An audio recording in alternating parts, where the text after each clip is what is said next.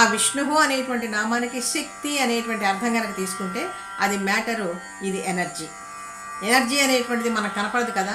ఇప్పుడు కూడా చూడండి, ఆ శక్తినే మనం ఎన్ని రకాలుగా ఈనాటికి కూడా మనం వాడుతూ ఉన్నామో. సౌరశక్తి, జలశక్తి, వాయుశక్తి, విద్యుత్ శక్తి, ఈ విధంగా మనం వాడుతూ ఉన్నాం కదా. ఆ శక్తి అనేటువంటిది కనపడదు.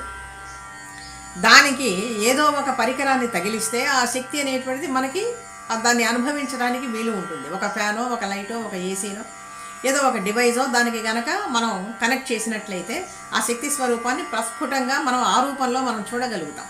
కాబట్టి ఈ శరీరాలు ఇన్ని కూడా, ఇన్ని కోటాను కోట్ల ప్రాణుల యొక్క శరీరాలన్నీ పనిచేయాలన్నా కూడా పరమాత్మ యొక్క చైతన్యము, ఆ శక్తి అనేటువంటిది మనలో వివిధమైనటువంటి అన్నింటిలో కూడా ప్రసరిస్తూ ఉన్నది. కాబట్టి ఈ చరాచరమైనటువంటి ప్రకృతి అంతా కూడా ఒక చైతన్యంతో భాసిస్తూ ఉన్నది. అందుకని విశ్వం విష్ణువు.